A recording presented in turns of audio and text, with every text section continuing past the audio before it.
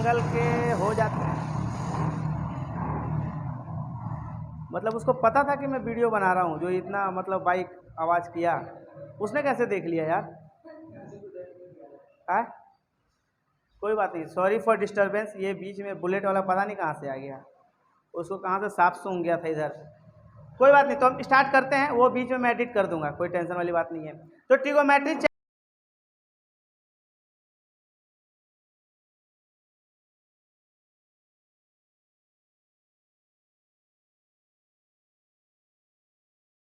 कौन सा चैप्टर पढ़े थे? ट्रिगोमेट्री।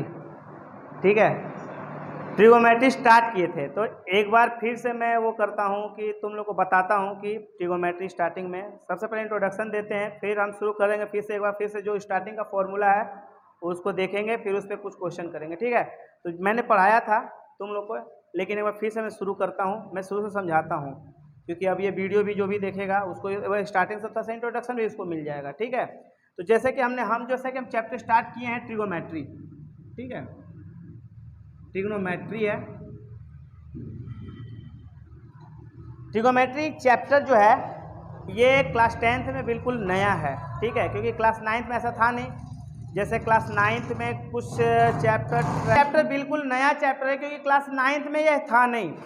क्लास 9th में जैसे क्लास 9th में ट्रायंगल दिया हुआ है, सर्कल दिया हुआ है, फिर क्लास 10th में भी ट्रायंगल दिया हुआ है, उसी का अपर लेवल दिया हुआ है। ठीक है, लेकिन ट्रिगोमेट्री के साथ ऐसा नहीं है कि ट्रिगोमेट्री क्लास 9th में भी कुछ दिया था, क्लास 10th में ये फर्स्ट टाइम पढ़ने को मिलेगा। ठीक है, तो ये बहुत ही आसान चैप्टर है, और आसान भी नहीं है, पढ़ने वाले तो आसान है, ना पढ़ने वाले के लिए आसान नहीं है ये ट्रिगोमेट्री।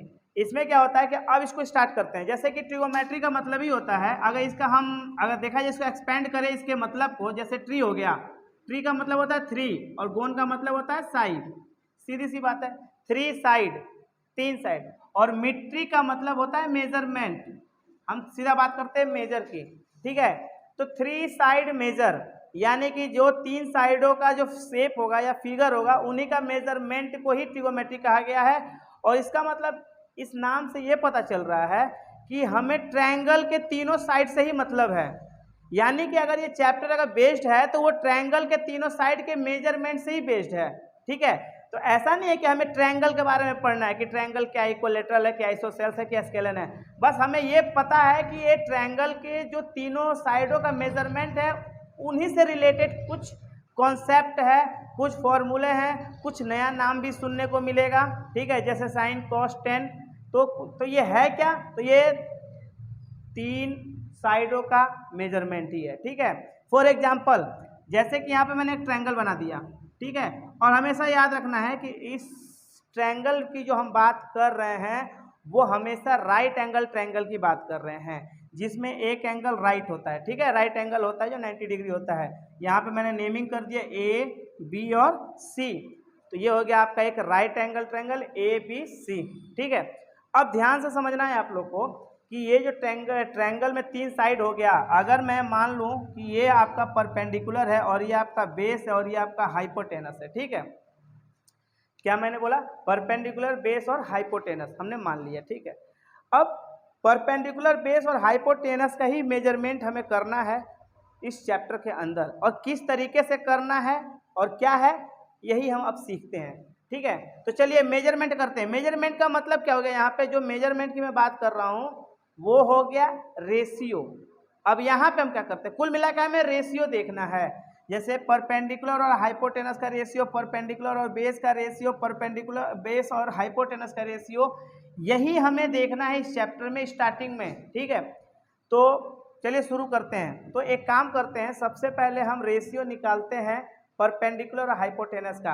अगर हिंदी मीडियम के बच्चे हैं तो परपेंडिकुलर को हम लंब कहते हैं और हाइपोटेनस को हम कर्ण कहते हैं। ठीक है, और बेस को हम आधार कहते हैं। ध्यान से समझना, इन्हीं से ही हम कुछ नया चीज सीखने वाले हैं। तो जैसे कि ये हो गया परपेंडिकुलर, मैं हिंदी में भी लिख देता हूँ लंब, और ये हो गया कर्ण। ठीक है, और ये हो गया आधार। ठीक है, इंग्लिश लैंग्वेज थोड़ा आसान पड़ता है। परपेंडिकुलर, बेस और आपका हाइपोटेनस। अब ध्यान से देखिए क्या करना था कि हमें क्या करना है कि इनका और इनका रेशियो निकालना, कुल मिलाकर तीनों साइडों का ही रेशियो निकालना है। तो तीनों साइडों का रेशियो निकालेंगे तो हम तो एक बार में रेशियो 2 ही चीज का निकाल सकते हैं। या तो परपेंडिकुलर हाइपोटेनस का, या तो परपेंडिकुलर बेस का, या तो बेस और हाइपोटेनस का, दो ही का रेशियो निकालेंगे। तो एक एक करके हम दो दो रेशियो निकालते हैं। तो पहले एक निकाल लेते हैं परपेंडिकुलर हाइपोटेनस का। तो रेशियो का मतलब क्या होता है, डिवाइड होता है, अपॉन हो जाता है, सिंपल है। तो यहाँ पे हमने किसका किसका रेशियो निकाल लिया, परपेंडिकुलर और हाइपोटेनस का। तो परपेंडिकुलर और हाइपोटेनस का रेशियो निकाल दिया, तो इसी का रेशियो का हमने नया नाम रख दिया क्या, साइन। तो इसका मतलब साइन जो यहाँ पे शब्द आया साइन, वो साइन क्या है, तो साइन इस राइट एंगल ट्रायंगल में परपेंडिकुलर और हाइपोटेनस का रेशियो है, जिसको हिंदी में अनुपात बोलते हैं। तो लंब और कर्ण का जो अनुपात है, जो रेशियो है, वही आपका साइन हो गया। चलिए, तो एक तरफ का तो हो गया, यानी कि दो साइडों का मेजरमेंट एक साथ हमने ले लिया। अब हम क्या कर लेते हैं, परपेंडिकुलर और हाइपोटेनस का रेशियो हो गया, अब बेस और हाइपोटेनस का रेशियो लेते हैं। ठीक है, इनका इनका हो गया, अब बेस और हाइपोटेनस का लेते हैं। तो बेस और हाइपोटेनस का यानी आधार और कर्ण का हमने ले लिया रेशियो, तो इसका हमने नाम क्या रख दिया, कॉस रख। ठीक है, तो इसका मतलब कॉस क्या है, तो आधार और कर्ण यानी बेस और हाइपोटेनस का रेशियो हो गया। ठीक है, अब एक और बच गया, देखिए ध्यान से, परपेंडिकुलर हाइपोटेनस का हो गया, बेस और हाइपोटेनस का हो गया, एक रह गया इन दोनों का यानी परपेंडिकुलर और बेस का। तो हमने क्या कर दिया, परपेंडिकुलर और बेस का हमने रेशियो ले लिया और इसका नाम रख दिया 10, जिसको 10 बोलते हैं। ठीक है, तो यहाँ पे आपका तीन नाम सामने आ गया, साइन कॉस 10। तो ये साइन कॉस 10 क्या है, तो साइन क्या है, अगर आपसे पूछा जाए तो साइन क्या है बताइए। साइन जो आपका हो गया वो हो गया परपेंडिकुलर और हाइपोटेनस का रेशियो, कॉस क्या हो गया, बेस और हाइपोटेनस का रेशियो, और टेन क्या हो गया, परपेंडिकुलर और बेस का रेशियो।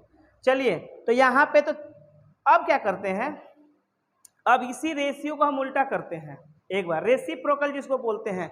अब इसी को रेसिप्रोकल कहेंगे, क्योंकि रेशियो जो होता है, जैसे कि हमने रेशियो लिखा 1/2, तो एक बार रेशियो 2/1 भी इसका रेसिप्रोकल होता है ना, ये दोनों हो गया। यानी एक बार रेशियो हो गया 1:2, एक बार हो गया 2:1, यानी कि दोनों एक दूसरे के रेसिप्रोकल हैं। तो हमने जो यहाँ पे P/H किया है, अब इसी का उल्टा करते हैं। तो P/H का रेसिप्रोकल, उल्टा मतलब रेसिप्रोकल क्या हो जाएगा, तो इसी का अगर उल्टा यहाँ पे मैं लिखता हूँ, इसी का उल्टा करते हैं तो H/P हो जाएगा। ध्यान से देखिए, P/H है तो इसका उल्टा हो जाएगा H/P। तो H/P, तो इसका नाम पड़ गया आपका कोसेक। यानी कि अगर देखा जाए तो साइन है, साइन का ही रेसिप्रोकल निकल के आ गया कोसेक, क्योंकि साइन का रेशियो होता है P/H और कोसेक का होता है H/P। उसी तरह से इसका भी उल्टा कर देते हैं, H और B का भी, तो H/B हो जाएगा। तो H/B का क्या हो जाएगा, नया नाम हो जाएगा सेक, जिसको सेकेंड बोलते हैं, पूरा नाम सेकेंड है, सेक हो गया। उसके बाद लास्ट में इसका भी रेशियो हम कर देते हैं उल्टा, यानी B/P, तो इसका नाम हो गया कॉट। तो देखिए ध्यान से, यहाँ पे 3 रेशियो निकला और यहाँ पे 3 रेशियो निकला, टोटल 6 रेशियो हो गए, और यही 6 रेशियो ही इस पूरे चैप्टर में पढ़ना है, sine cos 10, cot sec cosec, या कोसेक सेक कॉट। तो 3 हमने रेशियो यहाँ से निकाला और इसी को उल्टा करके 3 निकाल दिया। तो ये हो गया आपका ट्रिगोमेट्री, जहाँ से स्टार्टिंग हुआ, जहाँ पे साइन कॉस 10 आया। एकदम से मैं आप लोगों को क्वेश्चन कराता साइन थीटा कॉस थीटा, तो आप लोगों को समझ में नहीं देखिए है क्या, साइन थीटा कॉस थीटा ये कहाँ से आया। तो अब आप लोग को अच्छे तरीके से समझ में आ गया कि ये साइन कॉस 10 कहाँ से आया है। तो ये एक ट्रायंगल का जो रेशियो का मेजरमेंट है, उसी से ये तीनों जो है 3 ये और 3 ये, टोटल 6 रेशियो आपके सामने आ गए। ठीक है, अब हम आगे बढ़ेंगे क्वेश्चन पे कि इस तरह से स्टार्टिंग के क्वेश्चन कैसे होंगे। ठीक है, तो स्टार्टिंग का जो क्वेश्चन होगा बहुत ही आसान होगा, कैसे क्वेश्चन करेंगे। ठीक है,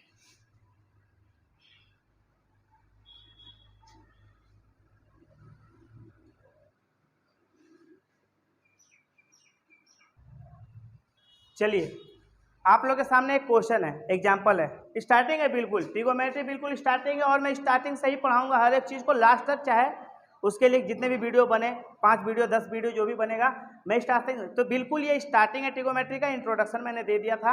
अब ऐसे क्वेश्चन है, देखते हैं क्या क्वेश्चन है। क्वेश्चन में ये कह रहा है, if sine A is equal to 2/3, यानी साइन A की वैल्यू दे दिया है 2/3, then find other 5 trigonometric ratio. यानी कि क्वेश्चन को ध्यान से समझने की जरूरत है। साइन A की वैल्यू दे दिया है 2/3, देन फाइंड अदर 5 यानी कि मैंने अभी बताया कि टोटल 6 रेशियो होते हैं, टोटल 6 रेशियो होते हैं, sine cos tan cot sec cosec. तो जो 6 रेशियो होते हैं तो उन 6 रेशियो में से एक रेशियो दे दिया है साइन ए 2/3 का, ठीक है।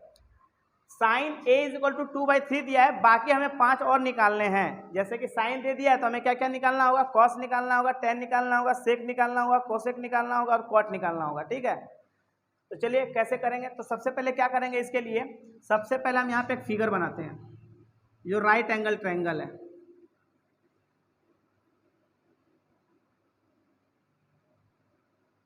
यहाँ पे बी ले लिए, ए सी, यानी बी जो है राइट एंगल है।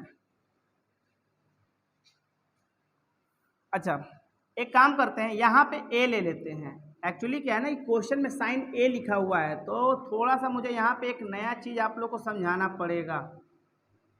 क्या समझाना है, अब ध्यान से देखिए, इस ट्रायंगल को ही देख के समझते हैं। अगर सामने से देखा जाए तो ये ट्रायंगल का आप लोग ही बताइए मुझे कि ट्रायंगल जो है ये आपको क्या लगता है कि ये परपेंडिकुलर है, ये बेस है, यही लगता है ना कि ये क्या है, परपेंडिकुलर है और ये क्या है, बेस है। लेकिन अगर इसको ऐसे कर दिया जाए, अगर कहने का मतलब है इसी फिगर को उल्टा कर दिया जाए, इस तरीके से कह दिया, मतलब इसको जो परपेंडिकुलर बना दिया जाए सीधा, तो कहने का ये मतलब है कि अगर शेप को अगर थोड़ा सा हम इधर उधर कर दें, शेप को अगर इसके जो स्टैंडिंग पोजीशन है उसको अगर चेंज कर दें तो ये भी P बन जाएगा, ये भी B बन जाएगा। अगर इसी को हमने क्या कर दिया कि हमने इस तरीके से कर दिया, आपका जो ये है जो B था और ये P था, इसी को हमने ऐसे कर दिया, आपका A यहाँ पे A आ गया, ये तो B यहाँ पे C आ गया। अब कहने का ये मतलब है कि इसको मैंने टेढ़ा कर दिया, इस तरीके से रोटेट कर दिया एक प्रकार से। तो रोटेट कर दिया तो जो आपका नीचे B दिख रहा है, अब यहाँ पे तो ये B यहाँ पे ऐसे आ गया, हाइट के जैसा आ गया। जो यहाँ पे आपका P हाइट था, अब यहाँ पे आपका B जो है वो हाइट बन चुका है। तो हम कैसे कह सकते हैं कि यही परपेंडिकुलर और यही बेस है, यहाँ पे कोई फिक्स नहीं है, यहाँ पे कोई ये बातें सर्टेन नहीं है कि हमेशा यही P होगा यही B होगा। अगर हम उसको रोटेट करें तो ये P बन जाएगा और ये B बन जाएगा। इसीलिए यहाँ पे थोड़ा सा हमें कंफ्यूजन है हमें कि यहाँ पे P और B को कैसे हम समझेंगे, यानी कि हम परपेंडिकुलर और बेस में कैसे डिफ्रेंशिएट करेंगे। ध्यान से समझिए, ध्यान से। यहाँ पे क्वेश्चन दिया हुआ है साइन ए, यहीं से पता चल जाएगा sine A is equal to 2/3। Solution निकालते हैं, हमेशा याद रखिए यहाँ पे जो साइन रेशियो दिया हुआ है, साइन के साथ यहाँ पे एंगल का नेम लिख दिया है ए, ठीक है, साइन ए। अब ए का मतलब लिखने का ये हो गया कि जिस एंगल को ये रिप्रेजेंट कर रहा है, यानी कि साइन ए को रिप्रेजेंट कर रहा है, यानी ए एंगल को रिप्रेजेंट कर रहा है। तो याद रखिए इस बात को हमेशा कि जिस एंगल को रिप्रेजेंट कर रहा है उसके सामने वाला हमेशा परपेंडिकुलर होगा। यानी अगर ए को रिप्रेजेंट कर रहा है तो ए के सामने यही पड़ता है, यानी फ्रंट ऑपोजिट जो पड़ता है ये पड़ता है, ये परपेंडिकुलर हो गया, ठीक है, और ये हो गया बेस। अब आप ये नहीं कहेंगे कि ये भी परपेंडिकुलर हो सकता है, अब नहीं हो सकता।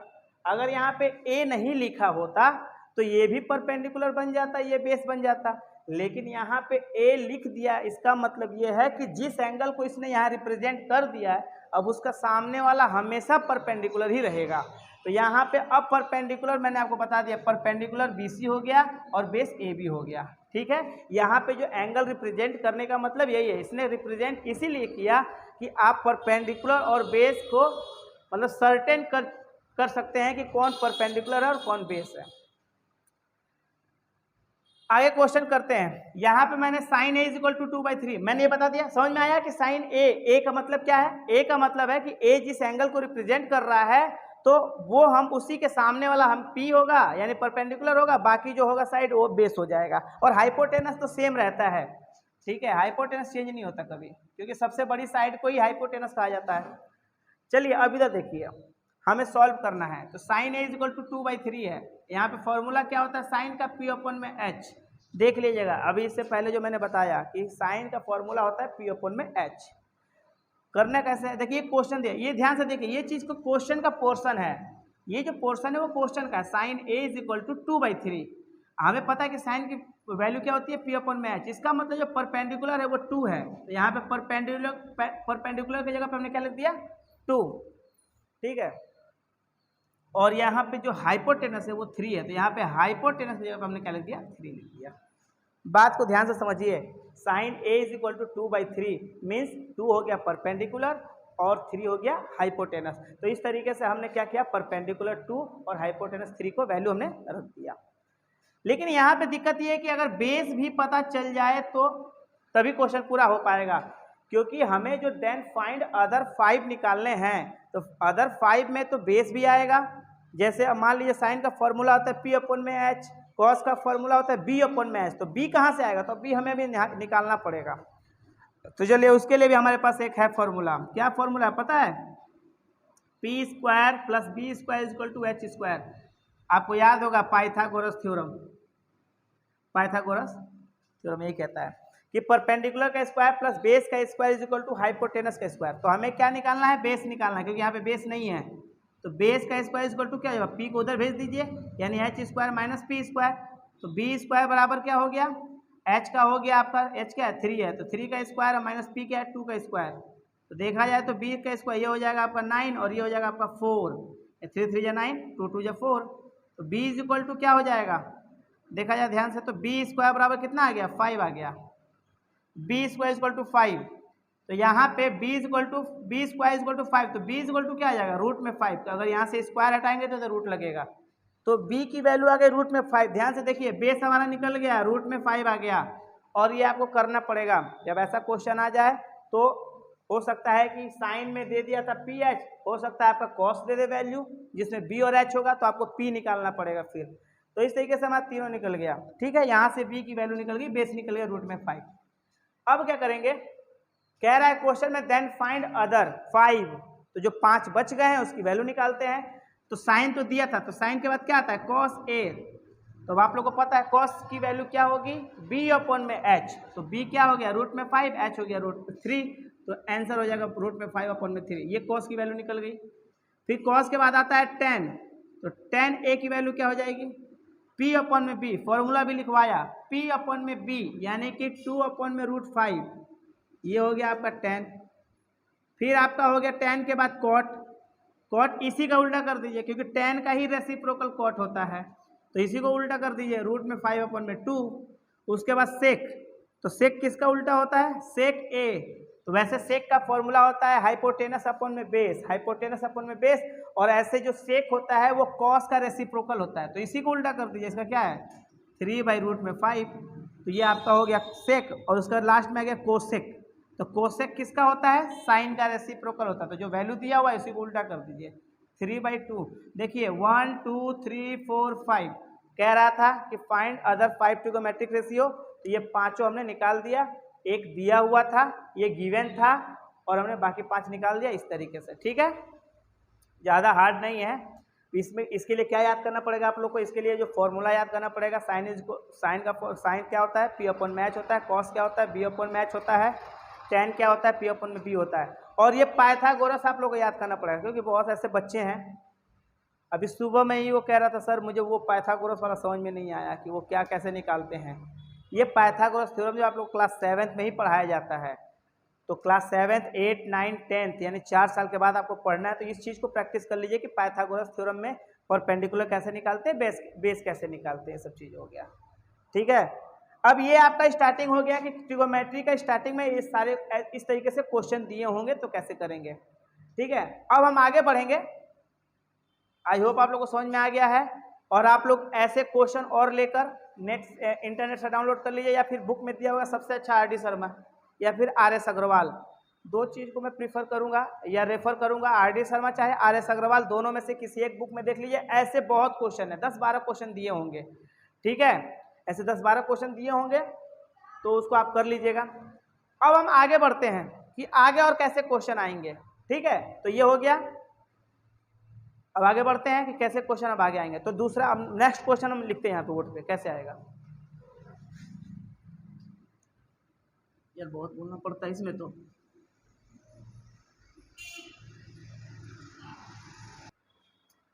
चलिए देखिए, नेक्स्ट क्वेश्चन हम बढ़ गए सीधा, ये भी वैल्यू निकालने का ही है, कुछ अलग टाइप का नहीं है, क्योंकि मैं अभी वही क्वेश्चन मतलब वही जो हमने स्टार्टिंग किया ट्रिगोमेट्री, जो शुरू में जो वैल्यू निकालना सिखाया है, कैसे हम साइन कॉस टेन की वैल्यू निकालेंगे अगर एक ट्राइंगल का फिगर दिया होगा तो, या फिर कैसे हम बनाएंगे ट्राइंगल को, फिर कैसे वैल्यू निकालेंगे। अब उसी का थोड़ा सा अपग्रेड वर्जन हो गया, ठीक है, ज़्यादा डिफरेंस नहीं है इस क्वेश्चन में। यहाँ पे दिया हुआ है क्वेश्चन, देखिए क्वेश्चन को मैं रीड करता हूँ। इफ 3 tan थीटा, अब यहाँ पे थीटा क्या आ गया, अब यहाँ पे नया चीज़ आ गया। अभी इससे पहले मैंने थीटा का जिक्र भी नहीं किया कि थीटा कहाँ से आ गया। इससे पहले मैंने ए बी साइन बी बोला, साइन ए कॉस ए बोला, कोई बात नहीं, चलिए बता, उसको भी क्लियर कर देता हूँ थीटा कहाँ से आ गया। कुछ थीटा में ऐसा डिफरेंट चीज़ नहीं है। जैसे मैंने बताया था, ये ट्रायंगल हो गया मान लीजिए आपका, और ये आपका 90 डिग्री हो गया, ए हो गया, बी हो गया, सी हो गया। तो बात ये, यहाँ पे थीटा मान लीजिए एंगल हो गया, इस सिर्फ एंगल का नाम है थीटा। यहाँ पे जो एंगल हम, जैसे यहाँ पे इससे पहले साइन ए लिखा गया था, चाहे इसको हम साइन सी भी लिख सकते हैं, तो सी ना लिख के अब क्या लिख दिया, थीटा। याद रखिएगा, यहाँ पे थीटा का मतलब है सिर्फ एंगल का नाम है थीटा, और कुछ नहीं है। तो ये एंगल की बात कर रहा है थीटा। हो सकता है थीटा यहाँ पे भी हो, यहाँ पे भी हो, तो यहाँ भी हो सकता है। कोई ये नहीं है कि मतलब ऐसा नहीं है कंफर्मेशन की यहीं पे होना चाहिए थीटा, थीटा यहाँ पे भी हो जाएगा। लेकिन एक बात का ध्यान रखना है, चाहे थीटा यहाँ हो, चाहे थीटा यहाँ पे हो, कहीं भी थीटा हो, लेकिन इस बात का ध्यान रखना होगा कि जहाँ थीटा होगा उसका सामने वाला हमेशा परपेंडिकुलर होगा। इस बात का, अगर यहाँ मैंने थीटा बनाया है तो ये परपेंडिकुलर हो गया, ये बेस हो गया, इस बात का ध्यान रखना है। अगर मैं थीटा अगर यहाँ बना देता हूँ, अगर मैंने थीटा यहाँ बनाया तो ये परपेंडिकुलर हो जाएगा, ये बेस हो जाएगा। याद रखिए, जहाँ थीटा आएगा तो इसका मतलब है थीटा के सामने वाला हमेशा परपेंडिकुलर होगा। तो हम थीटा कहीं भी बना सकते हैं, बस याद रहे कि जहाँ बनाएंगे उसका सामने वाला परपेंडिकुलर होना चाहिए। तो मान लीजिए हमने थीटा यहीं पे बना दिया, ठीक है, तो ये थीटा की बात कर रहा है। तो खैर इस क्वेश्चन में फिगर को थोड़ा साइड में कर लेते हैं, ठीक है, फिगर को थोड़ा साइड में कर लेते हैं, क्योंकि यहाँ पे तो हम सॉल्व करेंगे। तो मान लीजिए इसी फिगर को मैं यहाँ पे कर देता हूँ, ये हो गया बी, ए और सी, यहाँ पे बना दिया थीटा। चलिए यही फिगर है, सेम टू सेम, यहाँ पे थीटा हो गया। अब एक चीज ध्यान रखिए, जो दिया हुआ है, जो गिवन है, उसको पहले लेते हैं, यानी कि 3 tan theta is equal to 4। तो चलिए बताइए tan theta is equal to क्या हो जाएगा भाई, 3 tan theta is equal to 4 है, तो tan theta is equal to क्या होगा, तो 3 जो मल्टीप्लाई है उधर जाके क्या बन जाएगा, डिवाइड बन जाएगा, तो 4/3 आ गया। ठीक है, सिंपल है। फर्स्ट स्टेप में हमने क्या किया, 3 tan theta is equal to 4 है, तो tan थीटा की वैल्यू पहले निकालते हैं। तो tan थीटा क्या हो जाएगा, तो 3 नीचे भेज तो 4/3 आ गया। अब आपको पता है कि tan का फॉर्मूला क्या होता है, P अपॉन में B। यहीं पे लिख देता हूँ साइड में कि tan का फॉर्मूला होता है P अपॉन में B, यानी कि P हो गया 4 और B हो गया 3, तो P लिख दीजिए 4 और B लिख दीजिए 3। ये आपका 4 हो गया और ये 3 हो गया। सिंपल है, ज़्यादा टफ नहीं है, समझ में आया। अब ये हो गया 4, ये हो गया 3, तो ये कितना हो जाएगा, ये तो नॉर्मल सी बात है, पाइथागोरस थ्योरम में एक 3 एक 4 तो 2 ये कितना होता है 5। ये तो बोलते हैं पाइथागोरियन ट्रिपलेट बोलते हैं ना, तो उसमें तो ये कॉमन चीज़ है, 3 4 5 ऐसे भी बोलते हैं। जैसे कुछ नंबर ऐसे तो जो याद रखना चाहिए, जैसे 3 4 5, उसी तरह आपका हो गया 6 8 और 10, यानी 6 8 और 10 हो गया। तो उसी तरह ये ट्रिपलेट है, तो यहाँ पे 3 है 4 है, ये 5 है, निकाल के भी चेक कर लीजिए। ये 3 का स्क्वायर प्लस का 4 का स्क्वायर, 3 का हो जाएगा 9, 4 का हो जाएगा 16, कितना हो जाएगा 25, और 25 का स्क्वायर रूट कितना हो जाएगा 5। ठीक है, तो आ गया, ये हो गया 5 आपका। चलिए हमारा निकल गया, यानी कि तीनों वैल्यू आ गई हमारे पास, परपेंडिकुलर, बेस और हाइपोटेनस का। अब हमें इसकी वैल्यू निकालना है। सबसे पहले तो हमने क्या किया कि तीनों साइडों का वैल्यू हमने निकाल लिया, ताकि हम यहाँ पे पुट कर सकेंगे आराम से। अब इसकी वैल्यू निकालना है। क्वेश्चन में क्या है, 4 cos theta minus sine theta upon में 2 cos theta plus sine theta. एक काम कीजिए, सीधा वैल्यू रखिए। अब 4 यानी 4 का मल्टीप्लाई होगा, cos थीटा का फॉर्मूला क्या होता है, cos थीटा b अपॉन में h, तो b अपॉन में h यानी कि 3/5। यहाँ पे हो जाएगा 4 × 3/5 माइनस, सब्ट्रैक्शन है माइनस, साइन थीटा का फॉर्मूला क्या होगा, साइन थीटा का वैल्यू 4/5 है ना। सिंपल जो वैल्यू होता है वही तो पुट कर रहे हैं, और क्या कर रहे हैं, बस कैलकुलेट। 2 × cos थीटा क्या होगा, वही वापस 3/5, अब प्लस साइन थीटा यही हो जाएगा ऊपर वाला ही 4/5। आगे कैलकुलेशन कर दीजिए। 4 से 5 नहीं कटेगा भाई, किसी भी सूरत में नहीं कटेगा। तो चलिए अब इसको मल्टीप्लाई कर देते हैं। 4 3 जा 12 और नीचे हो गया 5 माइनस 4/5 और नीचे क्या हो जाएगा, ये भी नहीं कटेगा क्रॉस मल्टीप्लाई में, मतलब क्रॉस नहीं कट रहा है। तो 2 3 जा 6 अपॉन में 5 और प्लस 4/5। देखिए ये इसके नीचे भी 5 है, इसके नीचे भी 5 है, एलसीएम लेने की जरूरत नहीं है, सीधा घटा दिए। 12 में से 4 जाएगा 8, यानी 8 अपॉन में 5 और नीचे वाला क्या हो जाएगा, ये भी 5 ये भी 5, तो नीचे ऊपर जोड़ दीजिए सीधा। 6 4 10 यानी कि 10 अपॉन में 5 अपॉन में अपॉन में अपॉन में अपॉन। देख रहे हैं क्या होता है रूल, नीचे वाले को ऊपर भेज देते हैं, यानी 8/5 जो लिखे हैं अब यहाँ पे मल्टीप्लाई रूल ये सिखाया गया ना डिवाइड में, इसको रेसिप्रोकल कर देते हैं, 5/10 कर देंगे। 5 से 5 गया, 2 4 जा 8 2 5 जा 10, लास्ट में फाइनली हमारा आंसर निकल गया क्या, 4/5। यही हमारा आंसर है। समझ में आया, ज़्यादा हार्ड नहीं है, बस हमें क्या करना, सबकी वैल्यू पता कर लेना सबसे पहले, उसके बाद जो दिया वैल्यू उसको हम ये कर लेंगे। ठीक है, अब इसको उतार लीजिए आप लोग फटाफट।